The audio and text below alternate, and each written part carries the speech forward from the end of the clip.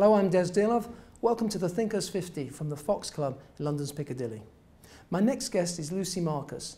Lucy is CEO of Marcus Venture Consulting. She's a professor at IE Business School in Madrid, and she's a columnist for Reuters. She was also the recipient of the Future Thinkers Award in the latest Thinkers 50 announcements. Lucy, welcome. Thank you for having me. I mentioned the Future Thinkers Award. What was it like to receive such an important accolade? It was brilliant, actually. It really meant a lot because, you know, when you're writing and thinking and talking and, you know, trying to make a difference in an area that you care about, to have it be acknowledged and recognized is really, it means a lot, especially when you're trying to go down a new path and trying to convince people of new ideas in an area that maybe people don't think about, you know, as often as other things. And so, you know, writing about the boardroom, leadership in the boardroom, ethics in the boardroom, up until recently, the boardroom has been a fairly black box place and something that sort of most people don't think about. So actually, it meant a lot. Thank you very much. No, you're very welcome. I mean, you mentioned the boardroom it has a certain mystique. People think it's this sort of secret place where all these things go on. Why do you think that is? Well, up until now, it has been a fairly secret place. I mean, they're right. In a way, you know, before I ever became a director, because I don't just write about being on boards, but also sit on boards. And before I ever became a director, I sort of had this idea in my mind that I think a lot of people do. It's sort of this special room, almost like a sort of King Arthur and the Round Table sort of thing.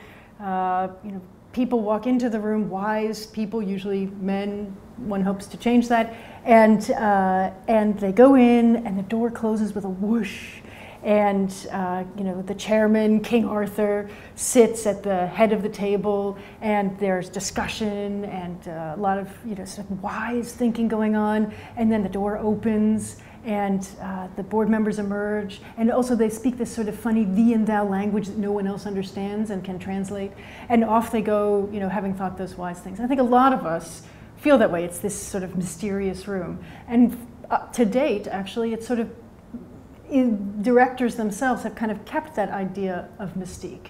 And so one of the things that I think is really important is to drop those walls and to make it more accessible and to have people understand what happens in the boardroom, what kind of decisions are being made, what sort of conversations are being had, how do you become a director, how should you behave as a director, how has being a director changed, and how has being a board changed. And so, you know, all of this is, to me, well, you can tell, I find very exciting and also important to make accessible. So, and I think also, but the other thing is people regard, and the boardroom has always been a very conservative place as well. It's not a place that you associate with rapid change. So what is the new thinking? Is the new thinking going on in the boardroom? You got the Future Thinker Award. Yes. Who better to ask than you? Tell us about, you know, the new ideas that are coming through in terms of boardroom practice. Well, here's the thing. The world is changing at a very rapid pace. And the boardroom itself is going through transition because business is going through transition. And so there are a number of things that are new about what's happening in the boardroom, and also what's happening outside of the boardroom to impact the boardroom. So one thing is transparency. You know, we wouldn't be talking about this 10 years ago, 5 years ago. It's not something that is commonly discussed. Social media has had an impact, a better understanding of investment, where the investment goes, taking care of that investment, a better understanding of the power of the corporation. So companies now have taken on roles that in the past might have been served by public utilities or by public bodies or governments. And so there's no value judgment to that, it just is what it is. And so we begin to look more carefully at who's running those companies, who's taking decisions, who's making those decisions about what the company does, whether they're being ethical, whether they're actually thinking carefully. And that also means that there's a change in the boardroom about what your job is. So if you talk to most board directors, they think that their job is to make sure that the company is successful for the sake of the investors. And not necessarily the future investors, but the current investors. And in fact, you know, one of the things I do is I go and speak to boards and do a lot of boardroom briefings about what's happening in the boardroom and so on. And there is a very strong feeling that their job is to meet the needs of the investors. but actually their job has grown. It's not just about immediate returns or even long-term returns in a monetary sense. They also now have a responsibility to larger communities, to their entire ecosystem. They're stakeholders, as they call them now, employees, the communities in which they exist, the long-term implications of their business. You know, the job has grown, the responsibility has grown, the time commitment has grown, and no longer are we in a situation where you can, you know, fly in, get picked up at the airport, driven to your board meeting. You know, you have very well prepared, very manicured papers. You skim them. You know, you have a lovely lunch. You know, have a discussion. You go home. That is really not sufficient, and that actually is. It seems intuitive to say, but actually it's fairly groundbreaking thinking, and that's what I write about and talk about and think about and so on, because that is to me a big change.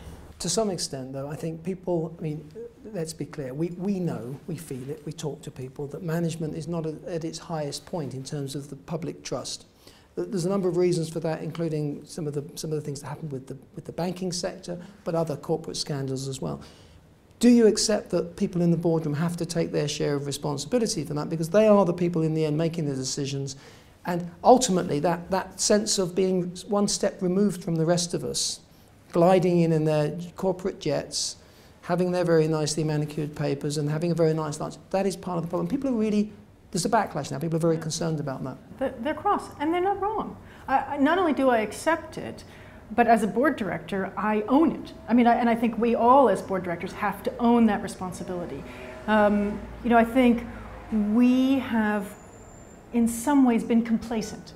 There has been a system that has been set, it's the way it's always been, it's the way it will be, and that's not the case anymore. And one of the things that is groundbreaking in some ways when I sit in the boardroom with board directors, as a board director with them. So I think it helps to not just be an academic studying it and so on, but actually sitting there as a board director and saying, look, I get it. And I really do get it. I mean, a lot of what I write in my column is almost a letter to myself, to remind myself. But you get it, but do they get it? I think they're getting it. Okay. And here's why. The shareholder spring means that they have to get it. A rising understanding about what's happening in the boardroom means they have to get it. The pressure that's coming from different places, people writing about it. I mean, you wouldn't have seen a columnist writing about it for Reuters 5 years ago. The constant amount of news that includes information about the boardroom is so much greater than if you look back at that news flow 5 years ago, 10 years ago, nothing. Before it was very much the cult of the CEO. But all of a sudden we're thinking about who hires the CEO? Who helps to set the tone of the company? It's not just anymore about going for 5, 8, 10 meetings a year. We have greater responsibilities. So one of the things that I talk about and that I feel a sense of pressure about as well, which is a good thing, is getting a better sense of what's happening in the company and recognizing that transparency means that we can't hide behind this room. We cannot be, one of the things I talk about is being tone deaf in a soundproof room. It is very easy to fly in, travel to the meeting, go into the board meeting, the doors close, you have the discussion, you eat the lunch, you get back in the car, you drive away, fly away, that's it. That's just not good enough, because it's time to reach out a bit more, get to know the people in the company, get to know the sector around it better, really be a little more at the coalface. It's not about being hands in, but about hands on. It's about getting a fingertip feel for the business and understanding what's happening. I think the other sense that people have is that maybe these meetings are a little bit too cozy. I mean, are you are terribly polite to each other? Do you ever get into, does it end in shouting matches? Both. We are terribly polite, and it can be shouting matches, but usually in very polite language. All right, okay. Although I have been witness to and party to shouting matches. Usually because I'm the one who stands between deciding and lunch. So, and that's one of the things that I talk about, is being brave in the boardroom. I mean, here's the thing. As a board director, you need to be able to get along well with the people in the room. And there is an issue when we get too cozy with one another. So if I have a room full of people who are just like me, you know, I went to a women's college, I feel comfortable with other women and men, but you know, if I could fill a room full of people I, you know, feel most comfortable with, they'd all look like me and we'd all talk alike and so on. That's not very productive. You know, there is a very important thing about having diversity in the boardroom, and I'm not just talking about women. I'm also talking about diversity of thought, diversity of ideas, political views, international input. You know, there needs to be sand in the oyster. Yeah, I mean, Alfred P. Sloan famously said to his board, you know, if we are all in agreement on my proposal, then I suggest we go away and come back together again when we're not. Yeah. In other words, I'm not paying you to be yes people to come along to my board meeting. Right. And the role of the contrarian, somebody who's prepared to take a different point of view, that's probably more important than it ever was. Well, and it's not about being a contrarian for the sake of it. I mean, in a boardroom, the interesting thing that I don't think people realize is that the boards are pretty much the same, no matter what they are. If you sit on a nonprofit board, if you sit on a corporate board, if you sit on a neighborhood watch board, on your co-op board, boards are boards, actually. There are some universal things about it, and part of that is about people and the dynamics in the room. So you don't want to be the person that just says no all the time, because then no one listens to you. It's not just about talking or being a naysayer. You also need to make sure that you're heard. And that's why we speak a certain language in a way, and that's why we are polite to one another, you know, and treat each other with a certain regard and so on. Because if you have something to say in that room, you want to make sure that people listen to you. So, you know, it takes years in a way of, you know, getting more practiced at that. I still have to work on that sometimes. But part of it also is what happens outside of the boardroom. Getting to know the people around the table, meeting them for a cup of tea, which surprisingly on some of my boards I seem to be the only person who actually has taken the time to meet all the other people, because either they all know each other really well, so then they don't bother, they just see each other playing golf or whatever, or they don't know each other and they think, well, you know, it's just this. But actually, in order to make the dynamics of that room work well, if we go and have a cup of tea together and just get to know each other a bit, that's not about losing independence. That's also about me understanding where you're coming from. So that when we sit across the table, I realize you're not arguing with me, but you're arguing with the point. And I do think that we have an obligation before we walk in the room to remind ourselves why we're there. It's almost, you take a moment, I do it now every time, to remind myself why I'm there, what my purpose is. I'm there for the business, for the future of the business, for the sake of the ecosystem of the business, for all the stakeholders. And so if you're disagreeing with me and we get locked into a disagreement, I remind myself it's not about my ego or getting my point or getting, you know, that room is all about human dynamics. Now, again, human dynamics. Interestingly, I think it's very tempting to think of the board as at its best, as a high-performing team. Is it actually a team? Should it even be a team? Should we think about it in those terms, or is it actually something else that goes on in that room? The most important thing in that room is that there's an agreed upon goal and that we're all rowing in the same direction. We might have different ways of getting there, but everybody has to have the same thing in mind. So if we all agree that we're there to make the company better, to bring it to greater heights for long-term success, for short-term success, that also there's no room for euphoria in the boardroom. So when something is great, you know, you've just gone public, it's all exciting, you know, nobody wants to be the downer that, you know, sort of says, wait a second, there's a problem.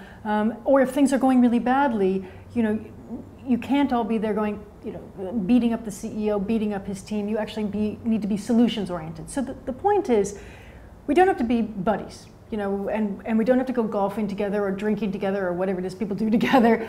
What we do have to do is have a common understanding of why we're there. And if we agree that we're all there for the sake of the company, then it becomes less about egos or personalities, because you're not going to like everybody, just like anything else. But everybody in the room has a role to play and everybody has a voice. And the only other piece that's important is that everybody has to be active and engaged and questioning. And one of the biggest problems, oddly, well maybe not oddly, but when I get together with board directors, one of the biggest problems seems to be about deadwood in the boardroom. You know, the guy who shows up, He doesn't read his papers particularly well. He doesn't really say much. He asks a question or two to be seen to be doing something, and then he leaves. And that's it. He eats the lunch and so on. Now, here's the thing that's interesting about the boardroom. We, from the outside, assess it somehow differently. We hold people to a different standard. It's almost as if you're in the boardroom, you've made it. I'm not going to question that you're there or you're right to be there or any of that. And so, why should that be any different? Why would a human resource application of analysis of who's there be any different? So if you had an employee who came in, fooled around on Facebook, stole a couple pencils, went into the kitchenette and ate somebody else's yogurt, and then went home, you would most likely fire them. Yeah. Exactly. Yeah. That seems intuitive, right? Yep. If you have a board member who shows up, hasn't really read their papers, is kind of disruptive, not really participating, eats the lovely lunch and goes home, you should fire them.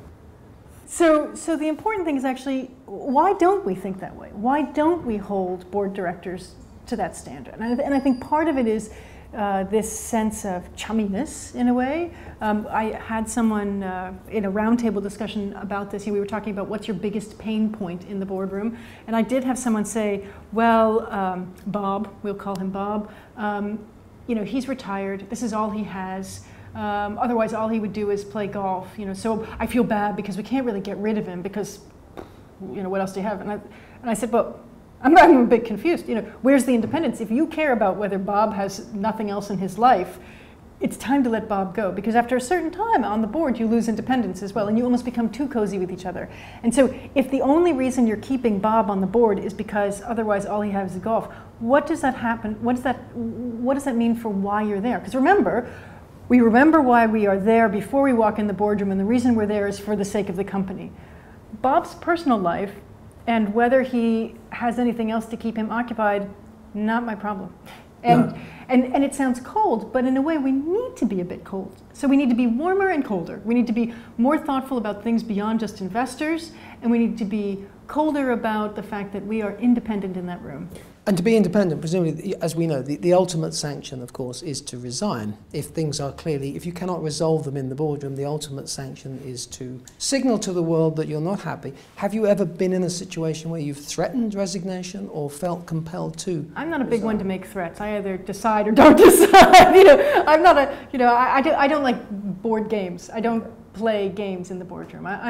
I think you now know me well enough to know that what you see is what you get. So if we disagree, I'm going to tell you, and if we agree, well, but I don't believe in playing, threatening or manipulation. I hate all of that, and that's one of the things that I think we need to be more thoughtful about. Is we don't have time to play games and do side deals and all that stuff. So that's one thing. But just that aside, the ultimate sanction actually is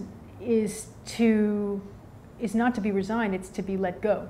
And I wrote an article in my column about knowing when to go and then how to go.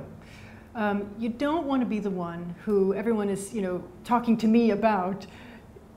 There's this guy, he's useless, we can't get rid of him. That's embarrassing. And so you need to be self-sanctioning in a way and know when to go. And so if you are if you're deadwood and you're not participating, if your experience is no longer relevant, if you were brought onto the board because you understood something or knew how to help the board do something and now the company is moving on to something else, it's time for you to go. If you are disruptive, if you are just in the boardroom always causing problems and actually not being productive and not finding a good way to communicate effectively, that's not the room for you. And it's not about not being independent. You can be independent, but you can also be cooperative. Are you someone who believes in we should have measured performance amongst board directors? I know it's hard to do, but... Well, here's the thing about that. Let me just tell you the last bit about why you should go, and then I'll talk about that. Because the last reason you should go is if you're bringing disrepute onto the company. If you're involved in something, because most board directors, more and more, are holding other jobs as well, and so on. So if something happens outside of the boardroom that can impact the reputation or the synergy within the boardroom and is actually bringing disrepute to the company, the honorable thing is to go. Okay, so that's your several reasons to go. In terms of measuring it, there are two pieces to it. Let's be honest with each other. You know if the board is working. You know if it's productive. You know, it's again like any room. If you are working with a team of people, if it's not working or if somebody's not pulling their weight or something else, you know, right? I mean, usually. Yeah, you know. I mean, if you, in your heart of hearts, you know. Let's just be honest. So measurement is good for a couple of reasons. You know, one of those reasons is if somebody doesn't know, I suppose. You know, if somebody thinks they're being helpful or they think they're being productive, but actually they're not, that's a great way to be able to say, third party has looked at this, you're not. Mm-hmm. And even then, that's a very difficult discussion to have. The other reason is actually about limiting liability. You know, remember boards are about risk and risk management as part of their mandate. And so in order to demonstrate that they're keeping an eye on themselves, they need to actually show their math more and more. And so, yeah, having people come in and assess the board and do boardroom assessment and personalities and, you know, all the different things that they do and are you, tick boxy kind of stuff, that's part of the obligation of the board. And so, yes, that in that manner, it's necessary. But I think one of the goals for the boardroom should be, it's simply a room of people getting together to do the best they can with a common goal of making the company better.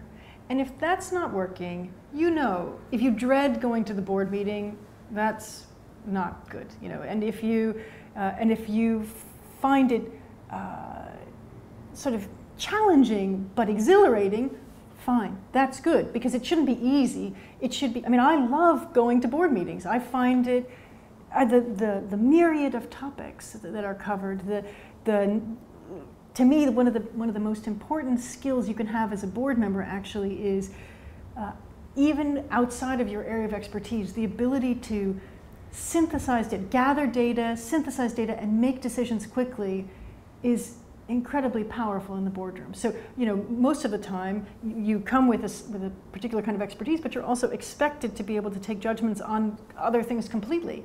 And so you need to be able to synthesize data very quickly and ask the right questions, because it's really about asking good questions, and feel as if you are prepared and capable of taking a decision. Lucy, I think one of the most powerful things you've done is you've brought a new, more vibrant language to the boardroom. Tell us about that and why you think that's important. I think it's really important to make the boardroom more accessible for open conversation. When I talk about the boardroom or when I write about the boardroom, I try to make it accessible, open, interesting for people to actually think about and talk about. And also easier for directors to think about and talk about. You know, when you get these tomes and guidebooks about corporate governance, they're usually laden with specialized language and tick-boxy type things. So stargazing, what's stargazing? Well, I talk about the balance of grounding and stargazing. Okay. In the boardroom, you need to do the grounding bit, which is the tick-boxy stuff, the sort of the legal stuff, all of that. But it needs to be balanced with stargazing, which is about future-proofing the company. It's about thinking about the future of the company, you know, making sure that the C-suite is actually thinking about its future and where the company can go in innovation. And we see what happens when that doesn't happen. You know, RIM might be an example, or Nokia might be an example, you know, where it's possible that they were so busy talking about the day-to-day tick-boxy thing that boards are supposed to think about, that they've neglected to push them far enough as a board to push themselves and to push the company far enough. So that's one. The other is about managing from the grave. We talked about knowing when to go. There's also a question of knowing how to go. So when it's time to go, go. Don't be a lame duck and try to, you know, leave a legacy by, you know, encoding things that actually aren't going to be helpful. Boards need refreshment. You got to go, and you can't put your stamp on it. None of us as board directors are irreplaceable. So, you know, things like that, I think are an important part of helping directors think about it, and also holding ourselves to account, but also helping create a language that also people outside of the boardroom can talk about and work with. So Lucy, last question, important question. How can we get more women on boards? It's a good question, and it's one I feel really strongly about. I think we have to think about why we want women on boards. And in a way, it's almost become too much about the women and not about the reason. We need diversity in the boardroom because diversity in the boardroom means better conversation, and it means actually better decision making, and it means better outcomes for the company. So that means you need to have more everything in the boardroom. And women, great place to start, but also we need more everything. If you and I went to the same school and we lived the same life and so on, and I'm a woman and you're a man, that's not diversity in the boardroom, because still we agree. We feel comfortable with one another, we agree generally. You need diversity of thought, ideas, all of that. To date, I've not been a fan of quotas, I have to say. But here's the interesting thing about quotas and why I appreciate the discussion. Even mentioning quotas gets people talking. And this conversation about more women in the boardroom wasn't happening in an active, open environment. Just like we weren't talking about boards, we weren't talking about women in boards for sure. So it's really moved the conversation along. And in some places, we're seeing real change. And it's in Italy, they've put in a quota system. And actually, for Italian corporate governance, that's very powerful, because it's not just that you're getting women, it's that you're getting people who have never sat in boards or be considered in a pool. They have a very small pool of people that they choose from. So all of a sudden, they're going outside of that pool. It just so happens they're women. So in some countries, it's going to be quotas. In some countries, it's going to be discussion. In other countries, it's going to be flexi quotas or goals or whatever. The discussion is important, and the commitment is important. And here's the thing. People who object to it, people who say, we don't need women in the boardroom, they better just give it up, because change is coming. More transparency, more consideration, more questioning of board members themselves. The whole world of the boardroom is changing, and so might as well have women in it, because you're going to have a lot of other things in it, and I think women are going to be a great addition to the boardroom. Lucy Marcus, thank you very much. Thanks for having me.